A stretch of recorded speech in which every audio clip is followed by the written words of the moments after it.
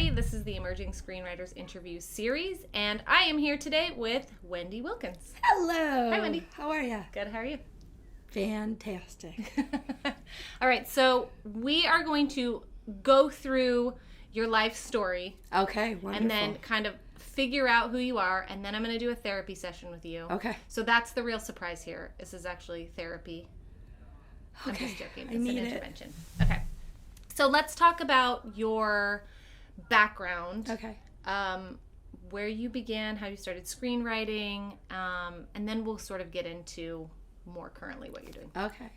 I grew up in upstate New York, and I was a city girl stuck in the country for all of my childhood. And we got all the New York stations, which was great. And so I would just like be glued to them and any kind of like commercials. They used to have this commercial, do you know where your kid is today? Yeah, right now. Do you know where your kid is? And it's always like, you know, because kids just run around New York City. I was like, I want to be there, you know, and then all the Broadway shows and stuff. So my eyes were always fixated on New York City. And growing up, my dad worked at the cable company, which was such a benefit in the 80s because, you know, we were first one to have cable. Yeah. I was first one. I had an MTV You're t-shirt. like a cool kid. Yeah. Like when I was a freshman, I had the very first MTV t-shirt, which I still have today. And I wore it to school. And by the way, most popular kid that day, got in the yearbook, you know, like totally like everybody's like, that's the best shirt. I'm like, I know. So because I had access to every channel, I just absorbed it all. And my dad was very good at saying, yeah, you can watch whatever you want, even R-rated stuff, because we were way underage. He goes, I just want you to know it's all fake. Sure. And so making that distinction, it kind of clicked in my head is, oh, people make this stuff up and then something happens and then it gets on air. So that always piqued my interest. And when I was a kid, I was like really into like dramas. Like I loved The Incredible Hulk and Dallas and Fantasy Island and Love Boat. And like, you know, I just was so into that stuff. I liked the comedies, but the dramas were the one. And my favorite show of all time, St. Elsewhere. Okay. Oh my God. Hospital drama set in the bleakest hospital in Boston, and the cast of characters, and like just, I mean, it was way older. I didn't know one else my age who was watching St. Elsewhere, because every episode made me laugh and made me cry. Right. And I loved that. And you were in. 100%. And so when you win that Emmy or Oscar, you're going to thank St. Elsewhere. Absolutely. Okay, oh my God. Good to know. For sure. But as far as writing goes, when I was a kid and my dad and mom split up, and then my dad got remarried, and we, for whatever reason, we ended up living with my dad during the week, and we moved in with my stepmom on her old farmhouse in the middle of nowhere in Vestal, New York. And I remember those first couple of weeks just really struggling to fall asleep because I was in a new environment and a new, you know, world, my family and that kind of stuff. And I remember one night my dad came up and he's, why aren't you asleep? And I go, I can't, on my, you know, my brain. And he goes, how about you just think of a story? Just start thinking of a story, make it up in your head. And before you know it, you'll be asleep. I said, okay. And then I was asleep, but then the next night I continued the story. And so that made my brain start making up stories, constant stories. Right. And then eventually I started writing them down. And, you know, I think one of the first ones was called Puppy Love, you know, the dumb stuff. It was a lot of like unrequited love, you know, stories. But, I had many of those also. Yes. And so I would start writing them down. So, and then, you know, combined with St. Elsewhere, I want to do that. I want to write stories that'll make people laugh and make them cry. Yeah. So as I grew up and figured things out, I also figured out that I was funny too. My dad was the joker of his friends. My grandma was a joker of her friends. Like, yeah, like we all just, it sort of ran. And so that's when stand-up comedy started to become like, and my mom always let us listen to stand-up comedy all the time. So we lived with her on the weekends. So it was all stand-up on the weekends and stuff. I saw everything. I didn't know half the references, but it didn't matter. And so that love of stand-up got in me, and I was like, I kind of want to That's do instant gratification. Yeah, and I'm like, I kind of want to do that too. I go to community college, and I go into TV production because that's the closest thing to writing there is at there. And it's great. I'm having the best time. I went to Broome Community College. It's now called SUNY Broome in upstate New York in the Binghamton area. And my best friends in the world I met there. We were all part of the TV station. We did our class assignments, but we had this great professor, John Butchko, who was like, anytime we're down, you take that equipment, you go make your own stuff. Like, he just was like, awesome. you got to figure shit out, and it's better if you do it now and just not just wait for me to give you assignments. Sure. So any break we had, any 3-day weekend, anything, we were all had the equipment, made our own videos, made our own things, like, whatever we did. And that was incredible. And so then that's when I did stand-up for the first time there at an open mic, for a music open mic, and I was the only stand-up. And I did my 5 minutes, and it was awful. And then the longest guy, 5 minutes ever. but it was great, right? And then I love the guy who ran it. He was this old folk guy who would talk in between everybody's thing, and then he gave me a 10-minute dissertation on what I did wrong in my 5 minutes. I'm like you should know, buddy. Fuck off. So then I went to, like I said, sleepaway college, and the outlet there was became part of the television station that was SUNY New Paltz in upstate New York. It's near Poughkeepsie. And they had a student-run television station. I was there the first day. I'm like, let's do this. And then I pitched my own TV show. So I made my very first series. I wrote and created it and shot it and edited. I did almost everything.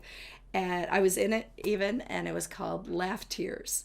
Well, that goes with what your whole aesthetic is. Yes. Laugh and cry. I know, right? It was so melodramatic, but it was coming off of like My So-Called Life and Felicity and those kind of things. Those I was are like I know, like staples. So I was like, that's what I wanted to make. And so there was also this obscure Fox drama called Class of 97, which was set in a college campus, and it ran like a season and a half. To this day, I love it so much. Even when I worked at Fox, I was like, is there anything left over? I want it, They had nothing. They're like, who gives a shit, Yeah. So it was with Jason Gedrick, who I met years later. I was like, I loved you in Class of 97. He's like, oh, Jesus, I haven't thought about that since then. So, yeah, I made it, and I made 4 episodes, like one a semester, and it was incredible to just, like, have my own thing and do it, and I recruited all my friends, and just, like, at the last episode was my character being diagnosed with HIV. So melodramatic. I love it. And then the dude I was begging going, okay, well, good luck, and leaving me, like, it was so sad. It was, like, great. It was great, right? Anyway, so I was going to move to New York City. I was going to apply to NBC Page. I was going to, that was my whole life, remember? Since I was 5, I was like, wanted to go there. And all my friends were just moving back in with their parents. I couldn't find a roommate, but I was like, I'm still going to figure it out. I'm still going to do it. And then my friend goes, well, somebody was supposed to move to LA with me, but they bailed. Do you want to go? And I went, guaranteed roommate in LA. Unknown in New York. Yeah, I'll go. That was my own decision. Right. I had, how much year? 15 years of me trying to, say New York City and then whatever. So we drove out to LA. It took us like 4.5 days. It did not take us long. We drove to the ocean. We're like, well, I guess we got to find a place to live, like. Oh, you didn't have a place to live? We knew no one. We had no connections, nothing. Oh my gosh. It took about a year for me to finally break into production. And then once I did, I started doing that. Now, this is the early 90s. There's no courses. There's no internet. Yeah. There's no like buddy teaching it. You maybe had one book. And so I had always done this. I'd always written. But it was informal, and it was just little stories here and there. And so then, now I'm starting to work on a TV show, so I have the written script in front of me. So I have a model, but I'm still, like, trying to figure out how to make an episode. I know nothing about arc. I know nothing about character journey. I know nothing about any of that. I just know what I watch and what I like. So I am working on all these shows. I'm in corners writing scenes. I'm in doing this and that. What was your job, though? Okay, I did a bunch of jobs. Okay. So I started off as a writer's PA. Okay. And then... So you were in that space. I was working on network shows. You weren't like doing catering in the corner, like right? No, okay. I mean, I started off, the first two jobs I had I was on the ET ride at Universal Studios. And then I did the Virgin Megastore in the video department. And then I was able to get into production. And then during production, I started a writer's PA. And then I got fired from my first production job. I was like, well, I'm fucked.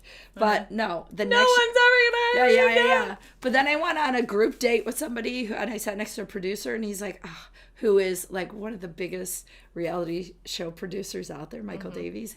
And he's like, I've been fired 1,000 times. Yeah. Don't worry about it. He goes, give me your resume. And so I did that, and I kept in touch with him, and eventually he gave my resume over to this company called Dakota Films, who then...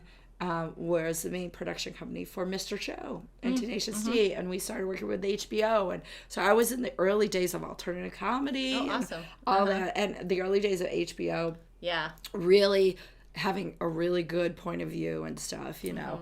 And it was great, and I learned so much. And during that time, I would just like write off in a corner during a break. And I remember my boss going, somebody going to what's she writing? He goes, I don't know, she's just always writing. And I was like, yeah. So eventually people were like, well, you know, there's these writing programs at, you know, the studios and stuff. I'm like, oh, really? Okay. And so then I would look up the qualifications, and it was like, write a spec script, and no idea what a spec script was. And so, you know, you figure it out. And I remember how I learned how to write a spec script is I watched an episode that I liked, and the first thing I wrote was 6 Feet Under. All I did was watch 6 Feet Under, and I basically outlined how they did an episode. And then I watched it. I mean, I was watching it anyways, but then I watched a few more to be like, okay, that's how they do the beats. Yeah. And so it's like, here's the emotional beat, here's how they come in and out of a scene, you know, this is what happens at the beginning. Because that was an amazing thing, is like, I've been in some of these programs, which I'll talk about, but the people that read it, they go, you know, do you know how many times people don't understand the format of it? Like 6 Feet Under, it always started with the death. Nip Tuck always started with somebody asking for plastic surgery, and they would get scripts that didn't have any of that stuff. It's like, we're not going to, you don't want to even understand the basic principles that's going on. So that's how I did it, because there was no other resource for me to do it. And I wrote a 6 Feet Under, and that 6 Feet Under made the finals of the Disney Fellowship. Okay. And I didn't get in. They interviewed 11 of us. They took 7. I didn't get in. I've been semifinals a couple more times. Still didn't get in. Knowing I got to the finals on my very first official spec script was like, oh, I'm doing something right. Sure. I am on the right path. You took it as a positive instead of being defeated. Right, exactly. Yeah. And I was super happy about it. So then that pilot actually shortlisted me, made me to the finalist of the Warner Brothers Writer Workshop.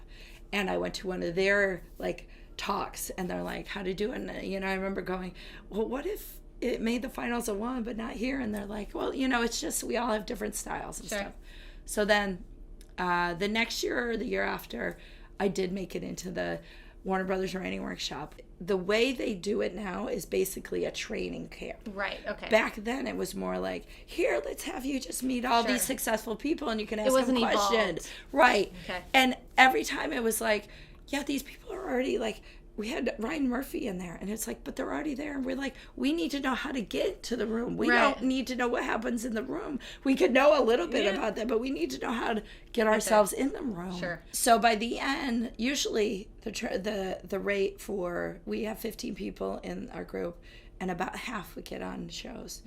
Our year, I think only one did. And I did get hip-pocketed with an agency, but after 5 years, they were like, well, you know, we all been trying to get things, you know, and it didn't work out. And they're like, but if anything ever happens and you do it yourself, come back, we'll happily take you. And this whole time doing stand-up and trying to figure myself out. Okay.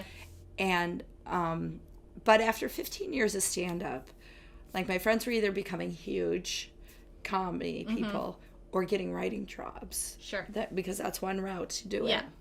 And I was still writing drama. I was working on comedy for 10 years, and then I started working on drama for the next 10 years. but I was really a comedian who loved writing dramedy, you know, basically. And so I didn't fit that other mold. Right. Or my friends in comedy were getting married and getting out of the game. So I was sort of on my own again in the comedy world. And I was hanging out with these young dudes who were what I like to call Judd Apatow mean. I couldn't handle it. And then I that's when I met my ex-husband. And I was like, well, I got a guy who will touch my butt here back at home. I'm going to. So I started to hate comedy. And I'm like, I don't want to hate comedy. So I'm going to step away. And when it feels good to come back, I'll come back organically. Yeah. And it just took 10 years. Yeah. And I'm grateful for it because in that 10 years, I did nothing but concentrate on writing and acting. And acting informed my writing so much that, you know, and my writing informed my acting. So I actually was grateful. It was like going away and taking, you know, graduate school and that stuff. So the whole time I'm writing and I'm winning. I'm getting better. I'm writing spec scripts. I'm writing original pilots. I'm writing features. I wrote a novel. I wrote the short stories, all that kind of stuff. And my scripts start winning awards. And how I got involved with ISA was that my first script that got you guys' attention was a feature comedy I wrote called the romantic comedy called Where the Men Are. Which is like an homage to the 1960s original spring break film Where the Boys Are, which I love. It's incredible. You have to watch it because it is so forward thinking. Like to this day, the stuff they talk about is still prevalent today about women in society and what's expected of us, like emotionally, sexually, you just in like motherly, you know, that kind of thing. Right. It is incredible. It's the first kind of feminist film I ever saw, and I was grateful for it. And they made one in '84. That's with Heather Locklear. That's just an abortion. It's awful. It's just awful. So I wanted to revive it and put another modern day spin on it. And you guys, I can't even thank you guys enough because I'd send it to other things and it made finals or you know, semifinals, but and I sent it out. I did query letters. Nobody gave a shit. But you guys were like, this not only is a great script, but it's important. And that to me, the whole purpose for me in my life was to make women be accepted in our society for who they are. Right. And so especially in the media, for people to accept them exactly who they are. Right. And when I do my comedy, I say the whole reason why I do comedy is so that no woman out there ever feels ashamed about being a sexual being. Sure. And so that infuses everything. And so that's like your voice. That is exactly who I am, and that's my voice, and that's the reason why I write. And it took me a long time to figure that out. But once I figured it out, I fucking grabbed it by the balls and going. So when I reemerged into stand-up, I was like, this is who I am. And now you're doing better than ever. Once you come into your own, at 50, it was when I finally figured out who I was, and I became the person I always wanted to be. Right. And once that happened, everything just fucking takes off. It's incredible. Like, personal life, professional life, you know, just the romantic life, all of it takes off. And it's incredible when you finally let society go and their expectations. And like the brainwashing of who you're supposed to be as a woman. Right. And all that other stuff. You go, fuck you. And then you go be who you really want to be. And that's the most incredible thing. It has made my writing so much more specific and direct and universal at the same time. Yeah. And it has made my comedy more specific and direct, but universal at the same time. I just did a show last night. Yeah. I get off stage, I gaggle. There's like 7 25-year-olds. They're all friends. Or in their 20 to 30. They were like, thank you so much. I'm a 53-year-old woman talking about, you know, banging dudes on stage. And they were all like, you're talking about everything we wish we could talk about. We're just like, because we're not there yet in our lives. But we love you. We thank you so much. Like, that's awesome. Like, it was incredible. I'm like, yes. I do get a lot of like 50-year-old women who are like, you're in my head, you know. But like, it's so great when I can go generational and I get the younger women going, you, yes. You're like giving permission. Right. That's what I do in my writing now. I think we all do, where because we don't know so much. So we go by what we're taught and follow the rules and do this other stuff. I remember I wrote a script in the opening scene. I was a Boston Legal. I wrote a Boston Legal, and it's an absurd show, but it's wonderful. And I opened the scene up with the main character having a public problem with farting. And so he's the main lawyer. It was James Spader's character. Problem with the farting. And I remember in our writer group, my friend goes, "You can't do that." I go, "Why can't I do it?" He's like, it's the main character, you like and then one person in our group goes, "No, I think it's hilarious. It's great." I go, "Yeah, I'm going to listen to you," because I follow my instincts. And by the way, but that made that person uncomfortable. Yeah, and I'm like, good. That's what I'm trying to do. Exactly. It's for that reaction. The main character would go through that. That I'm putting him in a very impossible, uncomfortable situation. That's what you want. That's the tension. And that script, got me, CBS and ABC and Warner Brothers, got me, in those, finals and stuff like that. So it's like, whenever you have a strong instinct for something, no matter what the response is, as long as it's true to you, you got to go with it. Yeah. You can't listen to anybody else. I used to listen to too many people. Yeah. And now I don't. Yeah. I mean, I listen to the important people. Sure. Like the ISA. I listen to the ISA. There's a soundbite for you. Let's talk about where you see yourself in the future. Do you want to be a character on a show? What do you want? Okay. When I came back to stand up and, my life blew up. And so I had to start again at zero. And I honestly thought even my writing career was done. And then I won that fellowship. I won also a fellowship with you guys. I won the Fast Track Fellowship. Fast Track with a pilot that I wrote. And I was almost going to move to Austin because I was giving it all up. But that saved me and kept me here. And I went, no, this is the universe again telling me, no, you're doing the right thing. So when I came back, starting at zero, I said, I can't have any expectations other than to be the best writer I can be and be the funniest person I can be. Right. Those are my two things. I think all art is people trying to process their trauma. And so that's what I did. I processed my trauma and I wrote a pilot based on me hitting zero and trying to come back to life. Right. That is now the script called COOZE that is in development with you guys, that also won with you guys. Right. And so what it is a woman who, when she comes back, she goes back to the thing that made the most sense to her when she was growing up, which was stand-up. Right. And so she's finding herself again through stand-up. Right. And I was also doing that, finding myself again through stand-up. And I went, oh, okay. I'm coming back to stand-up full force. Got to eat shit. I got to let these youngins, they may accept me, they may not, whatever. We got to do it. But here I have this script, which is about my journey that way.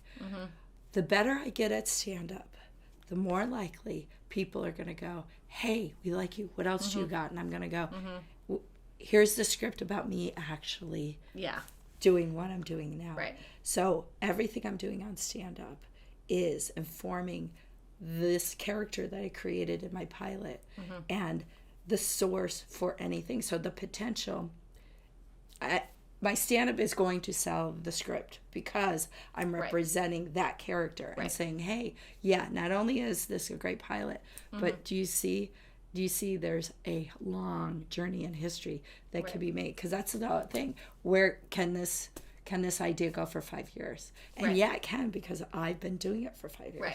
And I've been going through all this stuff and all these things. Yes, there is, and I've had so many ups and downs. So this is going to inform. So where I see myself is eventually this pilot gets sold.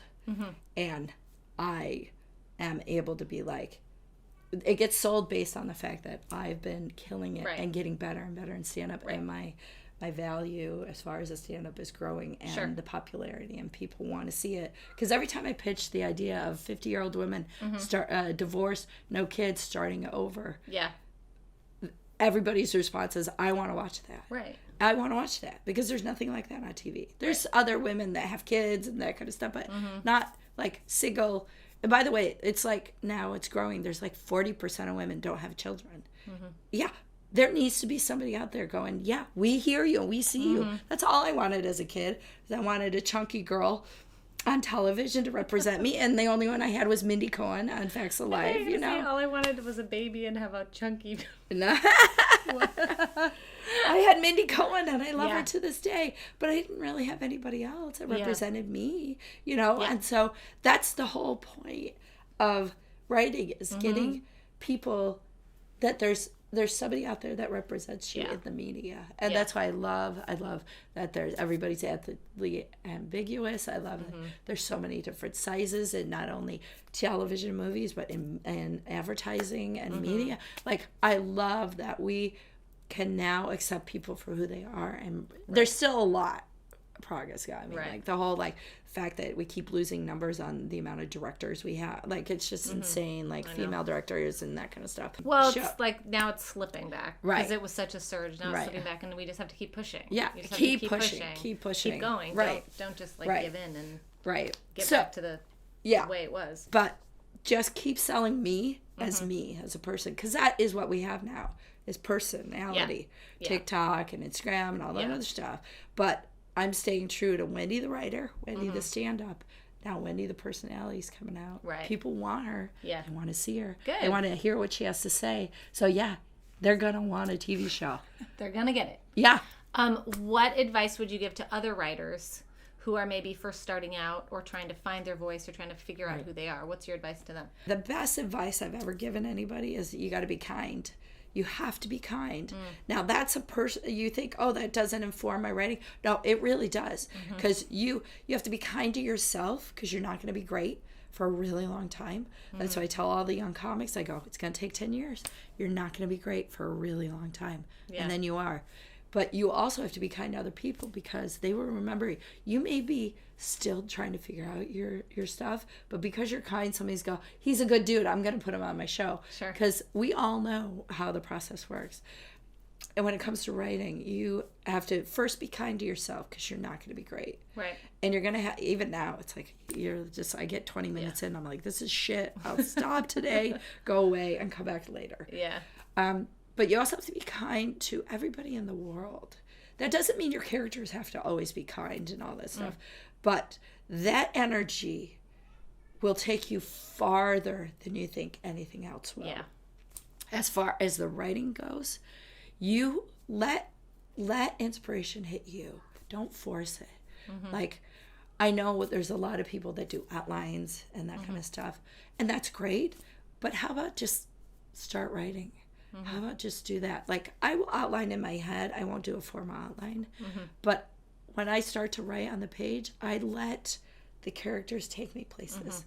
And I may have an idea where things go and stuff like that, but I'm not married to it. But they might take you somewhere else. Yes. And you have to let them take you somewhere else. Yeah, you can't be so rigid. I know people grow up in, like, academic homes where it's like the ABC. You gotta let yourself just be open to the possibility of inspiration. Yeah. And just let it go.